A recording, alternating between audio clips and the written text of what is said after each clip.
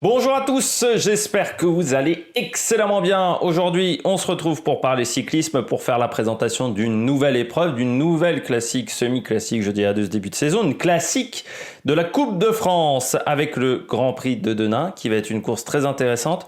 Un plateau surprenant au départ, mais ça va être très sympathique.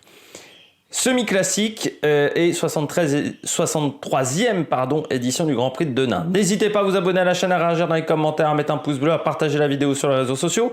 Dans les commentaires, vous pouvez me dire notamment vos favoris sur cette course. Quel coureur vous pensez qu'il sera en capacité de faire la différence? La seule course avant Paris-Roubaix, à un mois de Paris-Roubaix, qui utilise les routes du Nord, autant vous dire que ça va permettre de prendre des indications sur certains secteurs qui seront empruntés en début de Paris-Roubaix.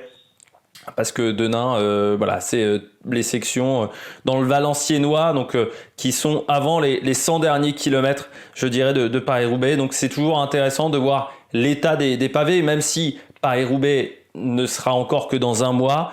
Ça permet de prendre quand même quelques petites indications.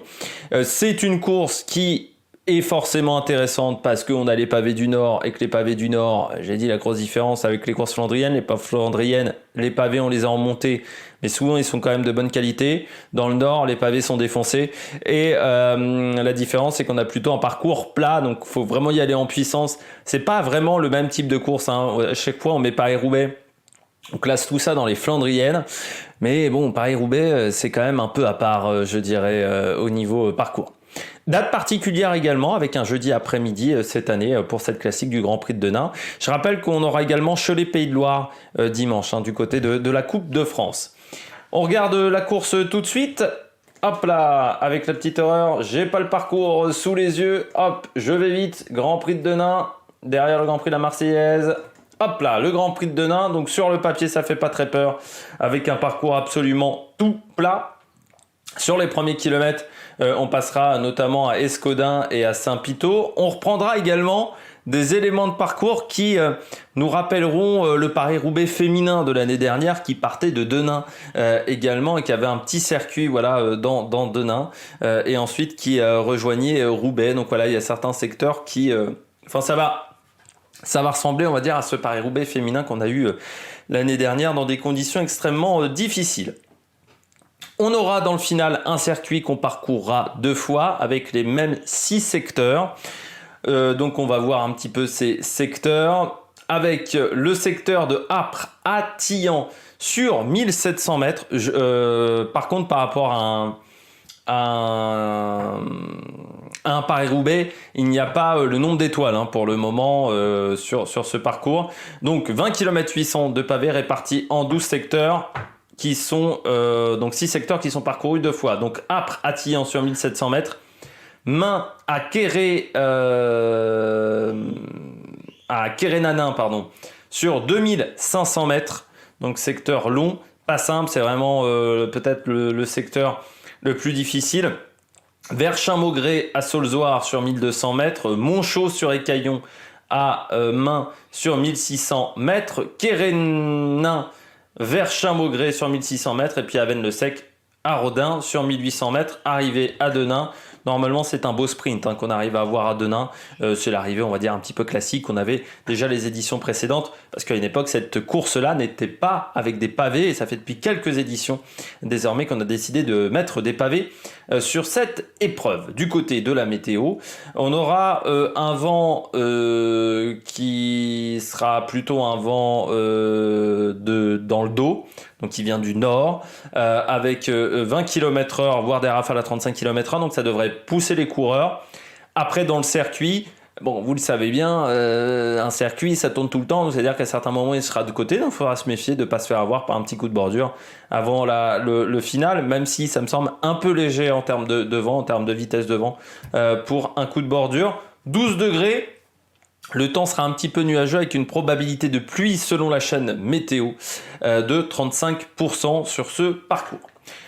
Du côté du palmarès de cette épreuve, eh bien, du côté du Grand Prix de Denain, le palmarès, on a eu du Mathieu Van Der Poel en 2019, du Arnaud Démare en 2017, Nasser Boigny à 2 reprises. Arnaud Desmar également à 2 reprises. Ça, s'il avait gagné en 2013. Jimmy Casper en 2011. Sébastien Chavanel en 2007. Jimmy Casper également en 2006 et 2005. Jimmy Casper, il s'est imposé 4 fois sur cette épreuve. Torusoft en 2004.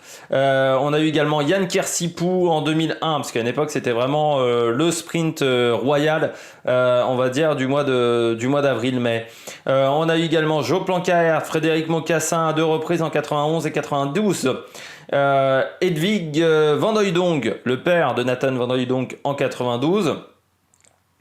Pascal Poisson en 88, et puis Walter Plancaert en 76, voilà pour les noms un peu plus anciens, et puis Jean Stimblaski en 68 également, et José Samin en 67 qui était le premier vainqueur français de cette épreuve, remportée en 59 pour la première édition par Seamus Elliott, qui l'avait remporté devant Marcel Richkaert et Jean Stimblaski.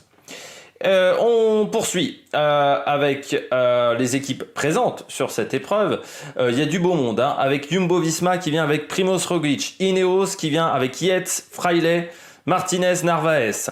On a UAE Team Emirates avec notamment Ackermann. On a AG2R, avec Nesson, Bora, Cofidis, Groupama, Intermarché, Alpecin, Arkea, Bardiani, BNB, Bingo, Sport Vlaanderen, Total Energy, UNOX, Gosport, Roubaix-Lille Métropole, bien entendu, Nice Métropole, Côte d'Azur, Saint-Michel-Aubert 93 et Team 1 Nantes Atlantique.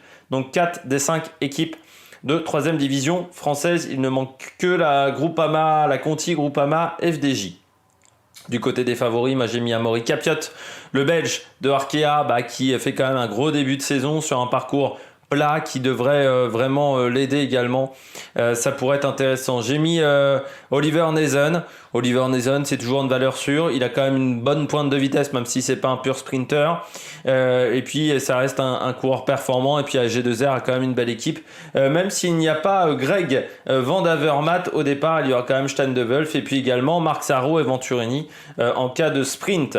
On a également, moi j'ai mis Dries Van Gestel, le coureur de Total Energy. Dries Van Gestel, il sait sprinter, même si c'est pas le plus grand des sprinters. Surtout, il a été impressionnant aux Pays-Bas. C'était dimanche où il a remporté une magnifique course. Je ne sais plus le nom de cette course, mais vous me le direz dans les commentaires, où il a été performant à ce moment-là, Dries Van Gestel. Donc ça veut dire qu'il est plutôt en forme. C'est souvent un coureur sous-estimé, Dries Van Gestel, même au sein de la Total Energy, mais il a souvent plutôt des bons résultats, le Belge.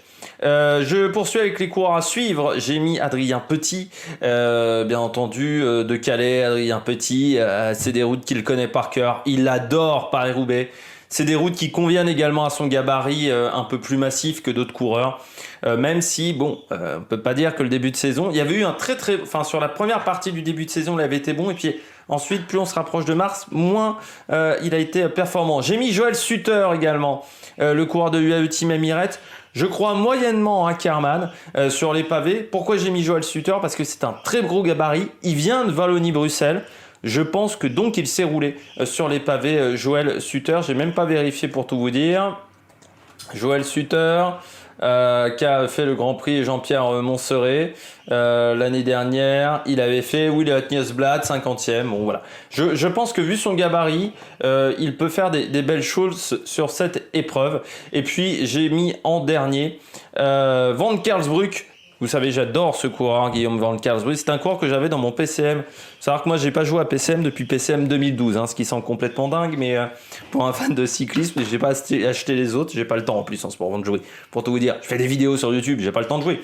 Donc Guillaume Van Karlsbruck, coureur, que j'ai toujours bien aimé, que j'avais dans mon équipe. C'est dans ma pro team. Alors, à l'époque, ça s'appelait pas comme ça, le mode de pro cycling. Et donc, Van Karlsbruck, voilà, c'est un coureur que j'aime bien, qui a eu pas mal de soucis, de pépins physiques. Là, il est dans une belle équipe chez Alpecin, donc j'attends de voir ce que ça peut donner. Du côté du programme télé, vous pourrez suivre cette course sur Eurosport 2 et sur France 3 Hauts-de-France, donc c'est-à-dire que ça sera disponible en replay sur Plus, qui s'appelle Plus depuis des années sur France TV Sport, vous me comprenez sur ce player absolument dégueulasse. Donc Eurosport 2, France 3 Hauts-de-France, bien entendu JCN à partir de 14h. Que ce soit sur Eurosport 2 et sur France 3 Hauts-de-France, je ne sais pas qui commentera la course. pour France 3 Hauts-de-France. Je n'ai pas réussi à trouver. J'espère que vous avez aimé cette vidéo. Si vous avez aimé cette vidéo, n'hésitez pas à vous abonner à la chaîne, à réagir dans les commentaires, à mettre un pouce bleu. Et puis nous, on se retrouve pour de nouvelles aventures sur la Mac Production. Ciao, ciao!